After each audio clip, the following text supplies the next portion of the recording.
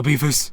Have you guys ever heard of this game called Outer Wilds? If you haven't, don't worry. I didn't know what the heck it was for a while either, but how I learned about it was through a recommendation from my friend. They said that it's a space game that I should try out, and that it kinda got scary at some parts. This caught my attention, so last year I played it for the first time on stream here on this channel, and I liked it. I liked the music and the vibe of the game, but I still got bored of it pretty quick. So after about an hour of playing, I quit the game, ended stream, and didn't play it again until about a few months ago. I needed some video ideas, so I thought I should play some non-horror games to see if I could find anything that spooked me in them and talk about it in a video. The two games that I decided to play were Hollow Knight and, of course, Outer Wilds. And they were both not only some of the best games I have ever played, but they also at times invoked genuine fear for me while playing them. I already discussed Hollow Knight's horror in my previous video, consider checking that out if you haven't, but now I get to finally talk about this game's horror. In today's video, I'll be discussing moments from this game Outer Wilds that I found fear in and that bothered me to a degree. In order to do that, I need to first tell y'all what this game is about. Before I explain that to y'all though, I need to give an extra beefy, extra chunky spoiler warning for this game. I'm not saying that as in there will be a lot of spoilers in this video, even though there probably will be, but this game is so dependent on you not knowing nothing about it. If you want to play this game but haven't gotten around to doing it, then this video might be better enjoyed after you've done that. The game is really affordable, at least compared to other games that come out nowadays. I really recommend it, guys. It is so good. If you don't care though, then let me shut up and break it down for you. Here's what this game is about. We play as a young alien who is a part of a species known as the Harthians. Our goal when first beginning the game isn't one grand mission, or at least not one we're aware of yet, but instead, we just gotta explore space. There's other Harthian space explorers like us that can be found on other planets close to the planet we were born on, but what separates us from them is that before we were sent out on our voyage, we were given a tool that translates ancient texts we can find throughout the solar system. This text was written by a separate alien species, the Nomai. As we play through the game, we can find the aged skeletal corpses of many Nomai, and along with this, if we get lost in the wonder of our exploration and we let time fly by, we can notice the sun getting redder and redder until it goes supernova, destroying everything in its vicinity, including us and all of the other Harthians nearby. However, once we die to this, or if we die before the sun explodes, we get sent back to the beginning of the game with all of our memories still with us. So it seems like we're in a time loop. At the start of each loop, a 22-minute countdown begins for the death of our sun, and once this time runs out, or if we die under that time, everything I just explained to y'all occurs. Quick side note, the first time I witnessed the sun exploding in this game was probably one of my favorite moments from this game. The music that accompanied such an event made it stick out to me so much, and there's a perfect balance of terror and beauty when seeing the final moments of something so important. But getting back on topic, what seems to be the catalyst of this first time loop we're in was something pretty creepy that happened not too long before we went into space. After we get the launch codes for our ship, and as we leave the museum we got them from, we walk close to a statue of a Nomai's head, and when we do, it just slowly turns towards us and looks us in the eyes. And it takes/shares our memories. It's really weird, but with the mystery of this, the Nomais themselves, the sun exploding, as well as us being in a time loop, we are driven to find the answer to these throughout the solar system. There's a lot more stuff I could tell y'all, but I'll just explain what's necessary with each topic I cover in this video. So with all that out the way, it's finally time to discuss the horror of Outer Wilds.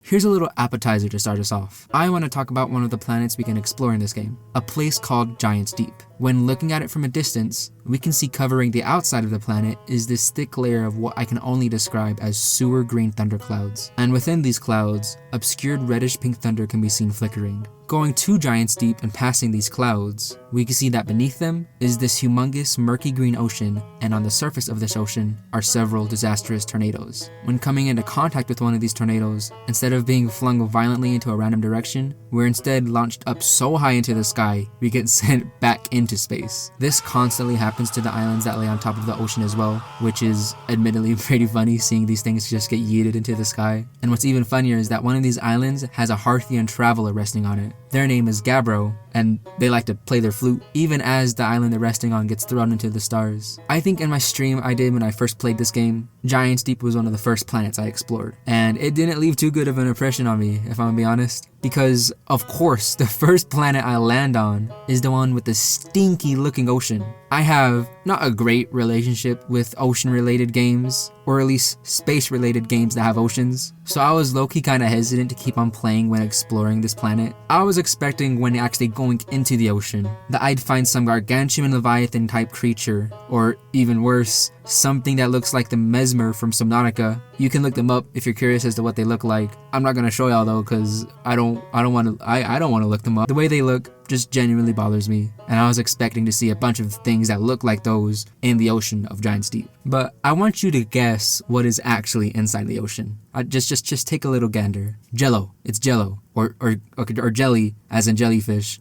There's jellyfish in the ocean. Big orange jellyfish that radiate these little purple shocks off them. It's not as bad as it could have been, but I'm still kind of bothered by these guys, or they just scare me a little bit. I was glad they at least seemed neutral and didn't actively try to kill me. However, something really messed up this game makes us do is after attaining some information we find later in the game, we learn that we have to go inside the jellyfish, like in their bunghole. We have to do this because it's the only way we can safely go to the deepest parts of the ocean. I was scared. I was sharding myself, guys, when I had to do this. I thought that if I got too close to the jellyfish, that it'd suddenly shock me and I'd get startled, or like it was gonna use its little jelly tentacle things to grab me and my beans. But no, you can safely enter the tuchus of the jellyfish. I've only done so by going to the bottom of where their tentacles are and swimming past them into their hole. I don't know if there's other ways to do it, but there you go. But using the jellyfish to take us down to the depths of this ocean. Once we're there and after we look around for a bit, we can see that this place is pretty eerie. But that's like it. Nothing down here can really hurt you. This place is really just creepy, but you're in no danger. In fact, the only danger to you is yourself. But that doesn't take away the tension this place builds in you. Down here is really dark, and it becomes hard to make out what you're seeing. This means when you look at something that could just be a big piece of coral, it now appears as this enormous silhouette of a monster. I freaking love when that happens in this game. When you see or know something that could be dangerous, but with more information, you realize it's something completely different. It's pretty cool when that happens, and that's about it for Giant's Deep's horror. Now we can move on to the main part of the meal. I did say we're done talking about Giant's Deep, but real quick, I wanted to mention that there's this island we can find here overtaken by a strange plant. This same plant can be found crash landed on our home planet Timber Hearth. A Harthian named Tektite saw it land and went to go investigate it. What they found was a seed of some kind sprouting roots. The surface of these roots are a deep shining brown, and at the center of the seed is this small opening glowing from it a weak white light. Surrounding the opening are these meaty flower petals with thorns sticking out of them, and if we come into contact with these petals, our suit gets punctured and we get hurt. We can shoot a camera inside the hole from a device we have called the Scout Launcher, and from live photos we could take from the camera, we can see that the inside somehow leads to a pocket dimension. The inside of the seed appears as this massive empty area, and the only thing we could find in here is a humongous skeleton of some unknown beast. That's crazy on its own, but here's something else that blew my mind when first playing. We have another separate device called the Signal Scope. It's like this handheld radio, and when it's equipped, you can set it to a specific frequency and try to hear faraway signals somewhere in the galaxy. Once you begin to hear something, you can focus on it, track it, and you can find interesting areas like that. One of these frequencies you can set the Signal Scope to is the Outer Wilds Ventures frequency. This allows you to hear the other Harthian travelers in the solar system playing their instruments, and through this you're able to find where they are. This is all relevant because of what happens when we set our Signal Scope to the Outer Wilds frequency and point it towards the seed. When we point it at the seed, we can begin to hear someone playing the harmonica inside of it. This is freaking insane, and is a clear example of how well this game uses mystery and questions to build immersion and fear. With the scout inside the seed still, we can see its signal telling us that it's inside there. I know that's kind of obvious and stupid to point out,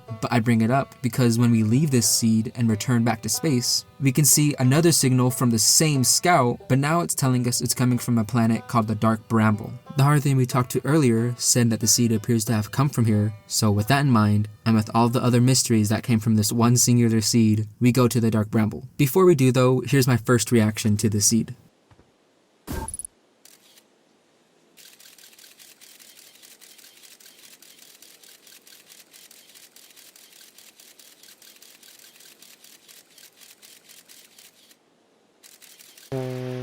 What?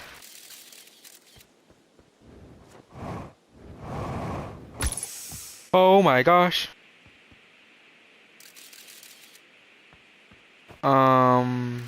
What the heck even is that? That is freaking terrifying.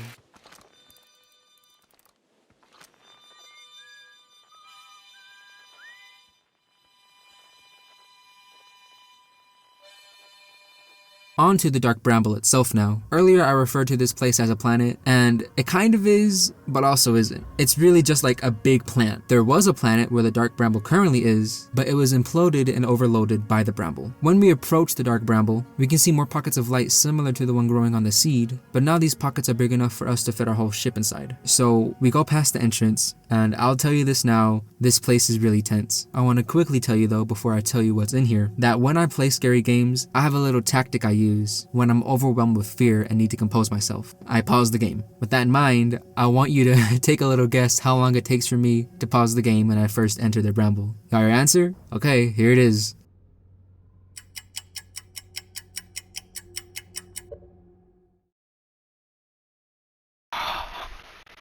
Oh no.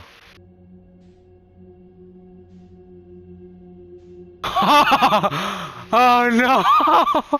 Okay, I know that was pretty pathetic, but the stuff that's about to go down here in the Dark Bramble, I think I have a good case. Going inside the Dark Bramble leads us to a massive pocket dimension, like the sea did when we shot our scout into it. The area we're led to is consumed by a powerful grey fog, and inside the fog, distant faint lights of red and white can be seen. There's also many thorny vines twisting and turning in here, but what's messed up is that you can only really make them out once they're directly in front of you, creating the risk of accidentally ramming into them and creating a startling thud. The Dark Bramble as an area has this music, if you can even call it that. It's just this loud, varied humming that never ceases, along with the remote screeching of some instrument that makes itself known at certain parts of the song. This paired with the freaky visuals instill in you a strong fear, allowing for what comes next to be even more effective. If you don't have your scout previously set up to help guide you through the Dark Bramble, and if you just generally aren't knowledgeable on how you navigate through here, then your natural instinct is to use the lights in here to guide you. Doing this can lead you to some other openings with similar pocket dimensions inside of them. There is an exception to this, however. If you follow the lights and aren't led to another opening, then you are led to this.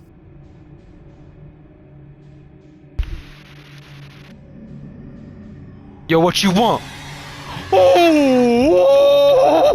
If you follow the lights here, and you don't find another opening, you are lured by an anglerfish. When you approach one and they feel your presence, they sharply turn themselves toward your ship while bellowing to themselves an intimidating growl. And if you give it a slight indication that you're something it can ravage, it yells out a haunting shriek before unnaturally unhinging its jaw and swallowing your ship in one bite. In its charge can be heard the booming flapping coming from it as it speedily glides towards you through the air. These things aren't like what you're probably thinking though. They're not the normal size of an anglerfish. They're more like the size of 500,000 of them, or even more probably. It's hard to describe how they look through the fog, but what you can usually make out from them before they swallow you whole is their teeth-filled mouth along with their dull blue eyes. Also, when they charge to attack you, tentacles from its backside begin to spread out to make it appear larger, and that's a feature it has that really messes with me. I say it often in my videos, but tentacles and other body parts similar to those on creatures in games mess with me really badly. So these tentacles on the anglerfish make them even more terrifying than they already are, for me at least. The anglerfish here were sort of teased earlier in the game, but it was like a fake out. In the museum on Timber Hearth, you can find an anglerfish exhibit. When you look at it, it literally just looks like a normal anglerfish. Like, it isn't kaiju size. For the people that saw this at the beginning of their playthrough and expected to find other anglerfish accurate to the size seen here, I just need to ask you guys,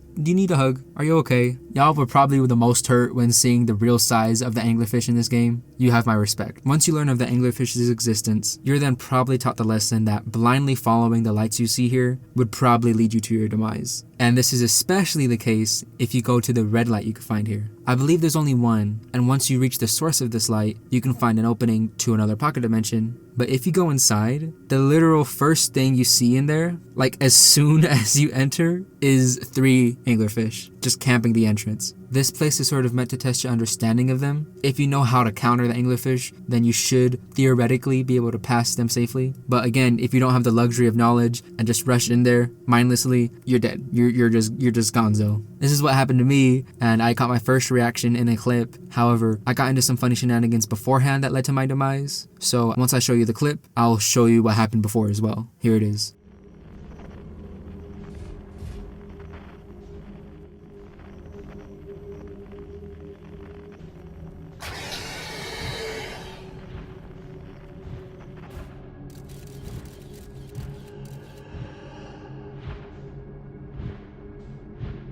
Oh, shy.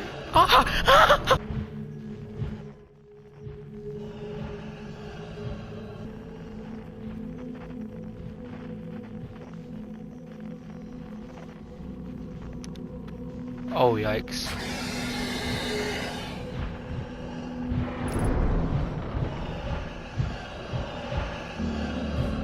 Alright, I was going to talk about the other living things we can find in the Dark Bramble, but I need to quickly interrupt myself to tell you how you can actually avoid the anglerfish and why the method bothers me. So anglerfish, I believe, are blind, but they're not deaf. So this means if you can find a silent way to navigate around the anglerfish, you can get really close to them, but if they can't hear you, then they won't attack you. So for this red area that I got killed in, I later learned this, and what I did to safely get past these anglerfish was build up a lot of momentum outside of the area, and then launch myself in it, flying past the anglerfish. However, me using the word flying past is generous, because while the method I used still did work and I safely got past the anglerfish, you lose a lot of your oomph while you float past them. So for a good long while, you just slowly float past the anglerfish, and it is the most intense experience ever. Because even though you learned that you should be technically safe doing this because the anglerfish aren't able to hear you, it doesn't really feel that way when you're right next to them and you hear them slowly growl to themselves, and you realize that if you make any noise,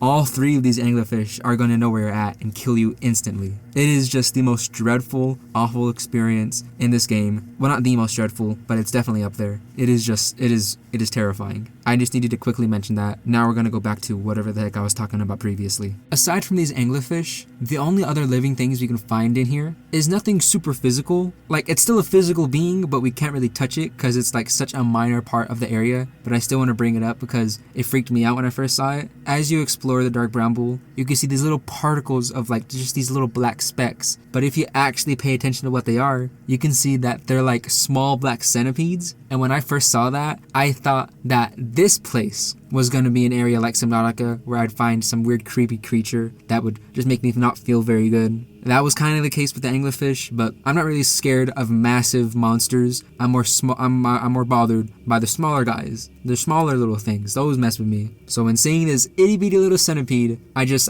thought I was going to see something messed up. That is not the case though. The only other living thing down here are the anglerfish and one more little guy who we're about to talk about. If you manage to avoid all the anglerfish and successfully find your scout, we can see again the skeleton that it landed in, though this time in a more comprehensible scale. It's now clear that these remains belong to an anglerfish, obviously. However, inside the jaw of the skeleton is the individual we heard playing the harmonica earlier, a Harthian named Feldspar. And before we found them, they were believed to have been missing. This dude is such a Chad, guys. They're like tied with my other boy Gabbro for being my favorite traveler. Gabbro's cool because of how nonchalant they are about being in a time loop, which is something I somehow forgot to mention. Gabbro is the only other living thing aware that they're in a time loop aside from us. This detail about Gabbro makes our experience in the time loop a little less isolated, but despite what Gabbro's got going for them, Feldspar is just such a badass. When I learned that Feldspar is missing, I assumed that through later details we'd get in the game, that they would just have some tragic story of their death, and it would just really mess me up, which isn't far-fetched considering what game we're playing, but no, they've just been chilling here.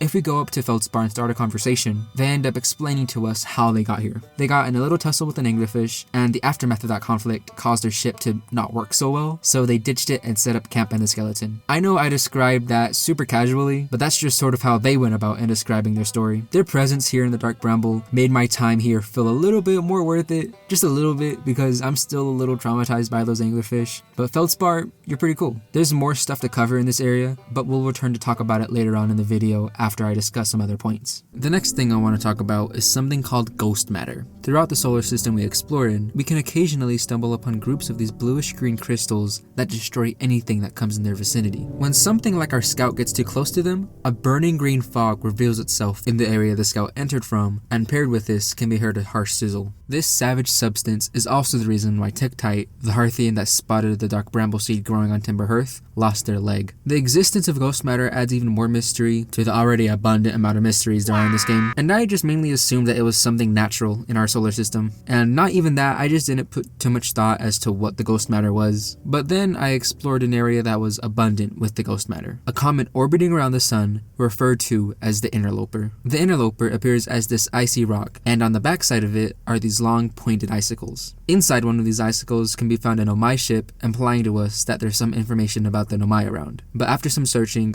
we're unable to find anything. That is, until the Interloper, in its natural orbit, gets close to the sun, close enough to where some of the ice that makes up its surface begins to melt, giving us the ability to explore the inside of it. Inside the Interloper can be found inactive dead matter and varying paths of ice, some of these paths leading to very active dead matter. If you avoid these dangerous paths though, you can eventually reach a spacious room with a Nomai corpse slumped on their face next to its opening. Covering this corpse are a bunch of small but noticeable crystals of ghost matter. Seeing this body may be grim on its own, but it's nothing compared to the knowledge we're about to withhold. Moving past this dead Nomai and going into the opening leads us to, like I said earlier, a spacious room. But something I didn't mention is that down in here is another Nomai corpse, along with what seems to be the ruptured large casing of a load of ghost matter. Next to the deceased Nomai is an ancient recording it made before it died. In this recording, we can hear the final conversation between the Nomai next to us with the Nomai that had been found dead next to the opening of this room. In their full conversation, we can see that they were brought to this place through some powerful energy readings their devices picked up from this large stone. Now that they're here, however, they both could tell that the stone had a dangerous substance inside of it that was rapidly building up this overwhelming pressure. If the stone were to burst from the pressure, the substance within it would envelop their star system almost instantaneously, killing them and all of the other unaware Nomai. With this haunting knowledge, the two Nomai decided to split up. One of them decided to leave the comet to warn the others, while the other one chose to stay behind in hopes to learn more about this strange matter so that their people would maybe have a slight chance to survive. But as you've already seen, the Nomai that tried to leave the Interloper didn't even make it a couple feet from the room holding the stone before they and their other fellow Nomai were all simultaneously killed as soon as the stone shell broke. So all of the skeletons we see throughout the game, with this extra knowledge, we can infer that what killed them all was the ghost matter. Unlike I originally thought when first playing the game, ghost matter wasn't a natural part of the solar system. It was brought here by the Interloper, which I didn't get a chance to mention that. The Interloper didn't originate in the solar system, it just randomly came into it one day, bringing with it the stone containing the ghost matter. And shortly after it entered the solar system, it killed everyone. Well, aside from us Hearthians. Around this time, the Hearthians were in one of their most primitive states as aquatic beings, and lucky for them, water seems to be one of the few things ghost matter avoids. But the Nomai were not so lucky, and as soon as the Interloper entered their solar system, they were utterly boned. With this new context, so many areas in the game become so much more sad. Like, something that really messed me up on my first playthrough was looking through a school of Nomai on a planet called Brittle Hollow. And at the time, I didn't even know what happened to the Nomai. I just saw everyone's remains. And because this place is a school, surrounding the area is just the bones of the Nomai children. And when I first realized this, I was a little jacked up.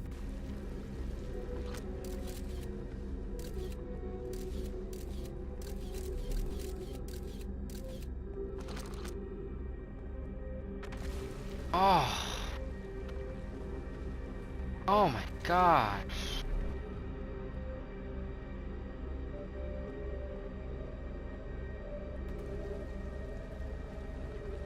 This was a freaking school. But even though at the time I wasn't aware of what happened to these guys, looking back now with this extra context and just seeing that the Nomais were just living their life, Nothing was out of the ordinary before their demise. And when they did die, they were unwillingly forced to abandon everything they had. Their families, their dreams, all they had built, it was all just abandoned. And that's just so tragic. And I still haven't even given y'all the entire tragic backstory of the Nomai yet. It honestly just makes what happened to them from the ghost matter somehow even more messed up. Like, I don't even know how it can get much worse from here, but it apparently can. I won't try to drag it out because the Nomai's backstory is more sad than scary, kinda. Okay, let me just tell you. So the Nomai, like the Interloper, weren't originally from our solar system. They were drawn here by a signal they got from something that seemed to be older than the universe itself. When they tried to go to this signal, however, the ship that carried them all somehow got stuck inside the Dark Bramble. When this happened, the Nomai decided to split into 3 groups. Each group went into their own escape pod and tried to leave the Dark Bramble. 2 of the 3 groups made it out. The third one, well, remember how I said we weren't done talking about the Dark Bramble's horror? Here's what's left. The third escape pod crashed before it managed to escape. This left the third Nomai group stranded still inside the Dark Bramble. Their means to communicate with the other Nomai that escaped was also ruined. Along with this, they were running out of breathable air and were getting pressured more and more by the starved anglerfish around them. They decided that their last resort was to try to find their ship that carried them here through a signal it was emitting and await rescue there. But the Dark Bramble has a tendency to multiply and tamper with signals. This is what happened to their ship. They basically had to take a gamble between two signals that could have been their ship and hope the one they chose was the correct one. They chose wrong. They were led to a bramble seed emitting their ship's signal. Here, even though they could see an opening on the seed, none of them could fit inside of it. A feeling of frustration took over the Nomai as it seemed they were right where they needed to be, but also couldn't have been further. With them at this dead end, they wished the Nomais and the other escape pods a safe exit before just rotting away. Slowly, they had to sit with the miserable failure and the mystery of why they couldn't escape until their final breath. Still though, some of them tried to make the best of this end, through having their last moments be in each other's warm embrace. Coming across this site on my first playthrough was an unforgettable experience, especially because of the music. A song called Castaways begins to play when first coming across this Nomai grave, and interestingly enough, this same song also plays when we see the two Nomai inside the Interloper. Just a fragment of it plays in these moments. What we hear is this distorted piano playing these very emotional notes. The song doesn't overstay its welcome, not by a long shot, but each time I hear it, I always get this very cold heaviness on my heart. These moments, mainly because of the visuals and music, are some of my favorites in the game. It's definitely one of the moments I think about the most, because just like, wow. I guess we could just return to talking about the Nomai that escaped the Dark Bramble. After they got out, they set up camp on other, less awful planets nearby, and after they settled down, they continued the research into the signal that led them here. The source of this signal is something that they refer to as the Eye of the Universe. The Eye is the Nomai's drive. It is their motivation to get out of bed. The Eye is basically everything to the Nomai. They were willing to do almost anything to either learn more about the Eye or try to reach it. They even attempted to blow up the sun. I won't get into all the shenanigans as to why, but just know they tried to, and they failed. The Nomai were an incredibly intelligent species though, and made so much progress into finding out what the Eye of the Universe was and where it is. They all failed in all their attempts to get really concrete answers, and after the Nomai had failed one of their bigger projects for the Eye of the Universe, the Interloper came into their solar system, and that became their new point of interest, their new mystery to solve. But well, you guys already know what happens next. So yeah, the Nomai got shafted hard. And even though I made them seem a little crazy when I said they were willing to blow up the sun, they were really just blinded by their curiosity to find out what the Eye was, and were extremely reluctant. They aren't evil. In fact, they're really just like us humans. We've done cruel things in the name of science and discovery, and I guess it's worked out for us a little bit. Okay, I'm just yapping now. We're approaching the end of this video, but I'd like to cover one more main topic before I wrap up. Those are all of my knuckles I'm popping, by the way. That was literally just my knuckles. Well, not my knuckles, that was my hand. Those are all stuff I popped to my hand. That was my foot. Those are my toes. What the heck am I even doing? Okay, I'm gonna need you to bear with me with this final topic. We're going to cover quantum objects in this game. I won't really explain how they scientifically work because I'm nowhere near smart enough to do that, but I'll still try to tell you a little on how they function and elaborate why they're creepy. Okay, so in shook terms, let's say you're alone in a room and all that's in here with you is a table and an apple sitting on its surface. Something important you need to know is that this apple is quantum. Now, if you were to close your eyes while still facing the apple and you opened them, the apple would be gone from its original spot, and you could find it like near your foot or something. That's creepy, right? But it wasn't anything supernatural that moved the apple. It was science. It was math. That's quantum. Okay, that was the shook explanation. A better, more brief summary of what all that was just about is that there are objects in this game that you can see normally in a stationary position, but if this item is quantum, then that means if you were to look away from it and then look back at it, through some strange scientific crap, the item would have moved. I use the word quantum to describe the objects that move on their own, though I don't know if I'm completely right in calling them that, but I'll still keep on doing it to be consistent. So, after that mess, I want to first discuss these quantum rocks you can find throughout the game. They're all pretty similar, they're just these dark shiny rocks that move when you look away from them. But when you point your signal scope towards them, you begin to hear, put bluntly, what sounds like the groans and yells from the damned souls that live in hell itself. And also, I have been startled by these rocks more than I'd like to admit. Early on in my first playthrough, when I wasn't really sure how they fully worked yet, through my lack of knowledge about them, that was how they managed to scare me a couple of times.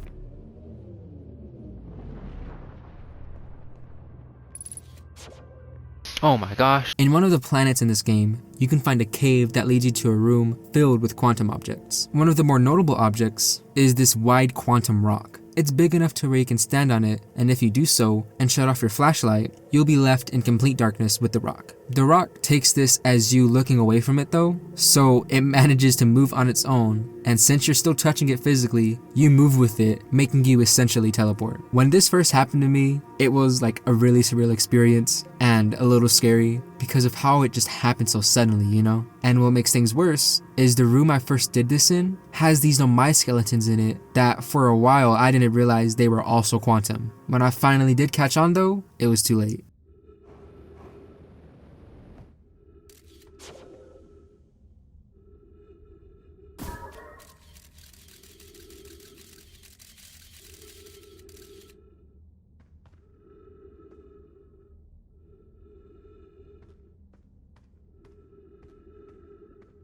What? I don't like that. I fell for it. I fell for the trick. There's not even a trick here, honestly. I just was somehow set up to be startled by these skeletons. And it was super crazy how I found out about these skeletons being quantum. By the time I finally began to notice, one of the arms of the skeletons was wrapping around me. And it's moments like this in this game that make it so great and so freaking terrifying, dude. Stuff just happens so suddenly, and those moments just leave you utterly speechless. It's great. It's awesome. I love it. Moving on though, did I ever mention to you guys that there's an entire planet that's quantum? Okay, it isn't really a planet, it's a moon technically, but I get the same feeling of dread from it either way. There's just something so existentially horrifying about a moon slowly moving throughout the sky, then the moment you look away from it and you try to focus on where it was again, it simply is just not there anymore. You'd probably think you were going crazy, because there's no way that a whole darn moon just vanished. This is Outer Wilds though, so of course the freaking moon vanished.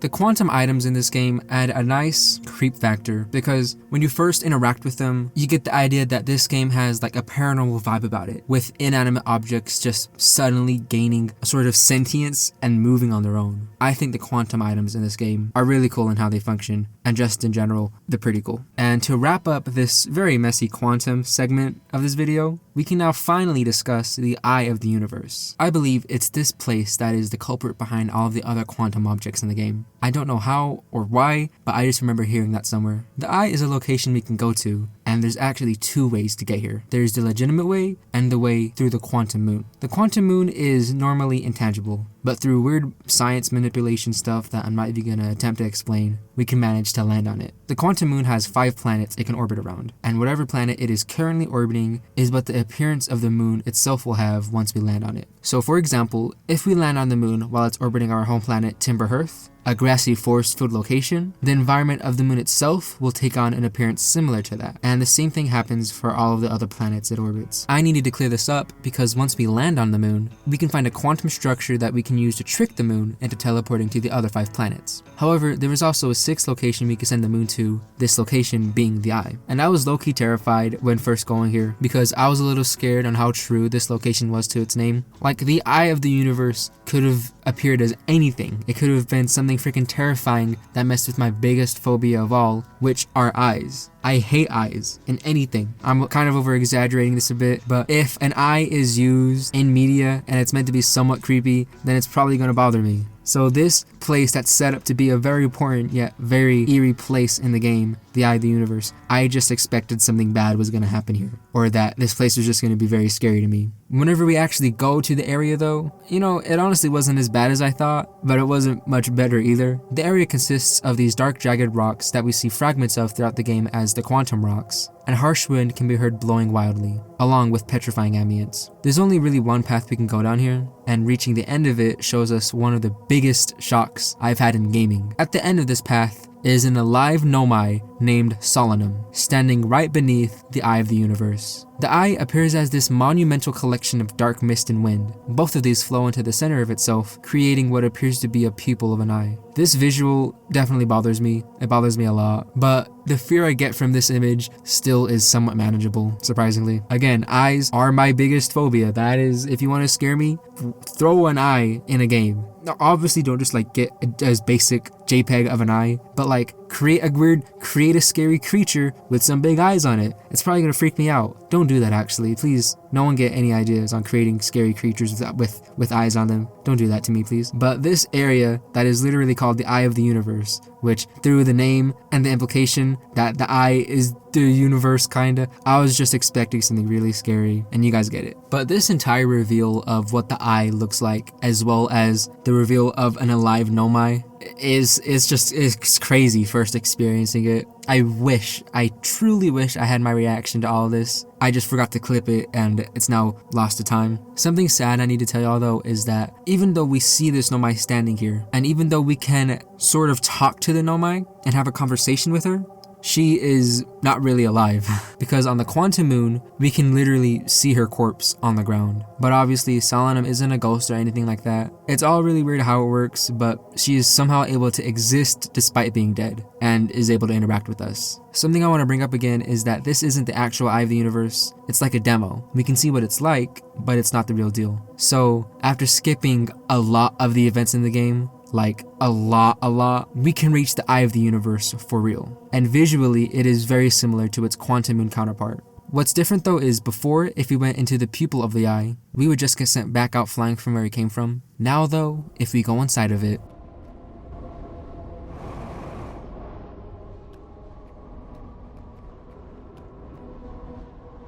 Oh, I get it. I think I walked to the tip. Here we go.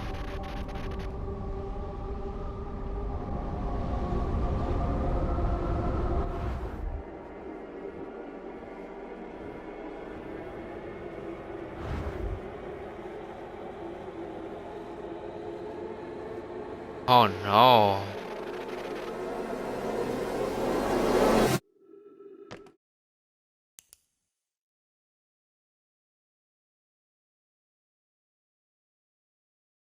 going into the pupil of the eye sends us falling down a long tunnel until we eventually descend through an enormous room filled with spirals of purple fog and smoke. But before we reach the bottom of the room, we suddenly get sent to Timberhurst's museum, but it's quiet and dark. And the events that happen from this point on is the end of the game. What we see is possibly one of the most existential stuff ever, like the death of the freaking universe. And something I haven't had the chance to explain yet is why our sun is exploding. After playing the game for a while, and after you learn that the Nomai attempted to explode the sun, you'd think that the explosion every 22 minutes has something to do with that. And well, the 22-minute loop that we're in is related to the Nomai. The explosion of the sun technically isn't, because I haven't mentioned this yet. The Nomai have been dead for over 200,000 years. Whatever they did to try to explode the sun clearly didn't work, and they outright state this at certain points in the game through ancient text of theirs. When we learn their mission failed, we're supposed to put the pieces together that if there isn't something deliberately making our sun explode, then that means it's just naturally happening. The sun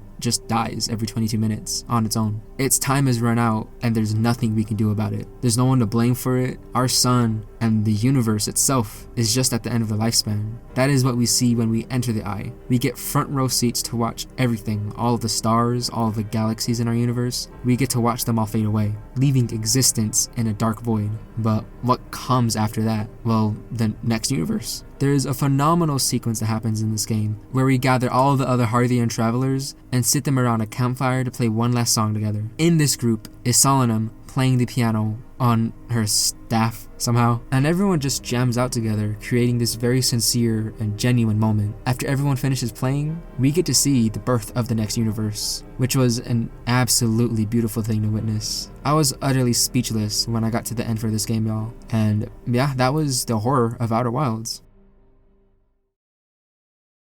I mean it when I said that this is the most horror non-horror game I've ever played. It just captures the dread and unfathomableness that space gives us humans. And guys, the story for this game is one of the best I've ever consumed, 100%. I wish I could have covered more of it, but there is a lot. And this video is going to be lengthy enough as is from just me covering the horror of the game. I also want to state that I might have overlooked some story points in the game, and I might have overlooked a lot of stuff in general, and I most definitely got stuff wrong in this video, and I'd like to apologize if I did. First off, trust me, I know the peeve of watching someone online spread misinformation about a piece of media you're passionate about, even if it's accidental. I thank those of you who who caught on to my mistakes and despite that, still watched till the end. It means the world to me, y'all, for real. Thank you. If you enjoyed this video, thank you again. Thank you all so much. I really love this game, guys. It's just art, beautiful visuals, beautiful music, pure cinema. There's also an elephant in the room that I need to kind of call out, and that is, why didn't I discuss the DLC to this game? If you're watching this video and you've played the DLC, you're probably aware that it's apparently very scary.